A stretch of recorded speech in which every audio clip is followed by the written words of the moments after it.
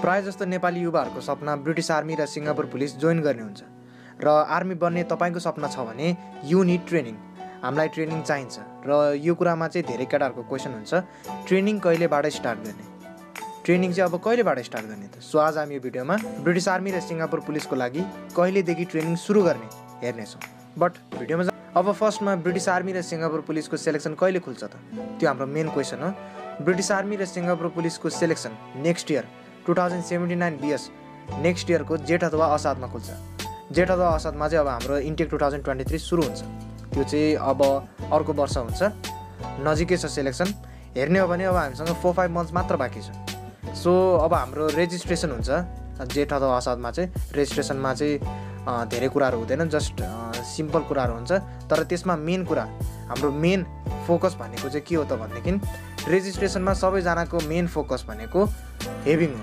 Having तपाईँले कटाउन सक्नुभयो भने तपाईँले रेजिस्ट्रेसन पास गर्नु सक्नुहुन्छ। मेडिकल डकुमेन्टहरू त तपाईँको मिल्नै पर्यो, तर मेन कुरा चाहिँ हेभिङ हो। हेभिङ चाहिँ केटाहरूले कटाउन सक्दैन। अब हेभिङमा त्यति टेन्सन पनि लिइराख्नु पर्दैन। हेभिङ भनेको तपाईँको मिनिमम 12 हान्नुपर्छ। यो चाहिँ तपाईँले रेजिस्टर गर्नुको लागि 12 चाहिँ ठ्याक्कै हान्नै पर्छ है। सो मेन कुरा हाम्रो हेभिङ कटाउने हो। त्यसैले अब हामी यही कुरामा आधारित रहेर तपाईँले कहिलेदेखि ट्रेनिङ स्टार्ट गर्दा राम्रो हुन्छ त्यो हेर्नेछौँ। अब हामी तपाईँहरूलाई 3 टाइप्समा डिभाइड गर्छौँ, लो, एभरेज र एक्सपर्ट।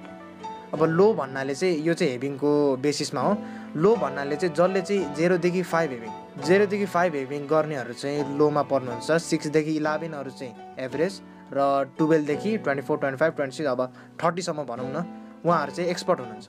सो तपाईँ कुन क्याटेगोरीमा पर्नुहुन्छ त, त्यसले नै तपाईँले ट्रेनिङ कहिलेदेखि स्टार्ट गर्ने डिटरमाइन गर्छ। सो यदि तपाईँ लोमा पर्नुहुन्छ, लो क्याटेगोरीमा चाहिँ तपाईँ पर्नुहुन्छ, एक पनि हेभिङ हान्नु सक्नुहुन्न अथवा 2-3 मात्र हेभिङ जान्छ भने तपाईँले अहिलेदेखि नै ट्रेनिङ स्टार्ट गर्नुपर्छ। तपाईँले अहिलेदेखि ट्रेनिङ स्टार्ट गर्नुभयो भने तपाईँले 4-5 मन्थ्स पाउनुहुन्छ र हेभिङ बढ्ने रेट अथवा अब हेभिङ बढ्न टाइम चाहिँ लाग्छ। कति चाहिँ अब त्यो चाहिँ इन्डिभिजुअलमा पनि डिटरमाइन हुन्छ, तर कतिले चाहिँ फेरि हप्तामै बढाउँछन्, कतिले 2-3 महिना लगाएर बढाउँछ। त्यो चाहिँ अब डिटरमाइन हुन्छ तपाईँको, अब त्यो चाहिँ डिटरमाइन हुन्छ तपाईँको एफर्ट अनुसार। सो यदि तपाईँ अहिले हेभिङ हान्नु सक्नुहुन्न अथवा 1-2 मात्र जान्छ भने पनि you need to start training now. तपाईँले चाहिँ अहिलेदेखि ट्रेनिङ स्टार्ट गर्दा राम्रो हुन्छ। तपाईँले प्रशस्त टाइम पाउनुहुन्छ। रेजिस्ट्रेसनसम्म तपाईँले 12 ट्याक्क बनाएर जानुभयो भने तपाईँले रेजिस्ट्रेसन कटाउनुहुन्छ। सो अब एभरेजको कुरा गरौँ।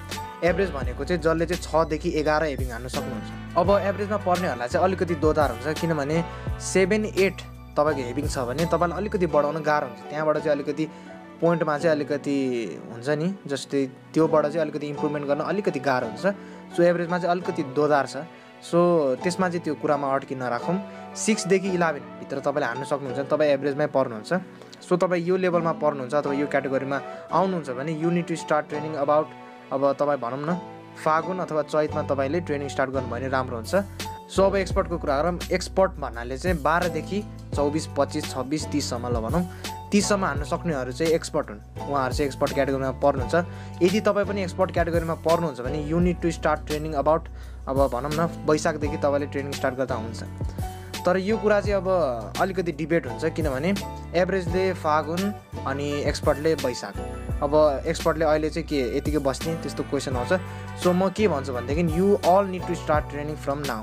तपाईँ जुन क्याटेगोरीमा पर्नुभयो भने तपाईँले आजदेखि आफ्नो बेस्ट दिएर ट्रेनिङ स्टार्ट गर्नुभयो भने चाहिँ एकदमै राम्रो हुन्छ। So start training today.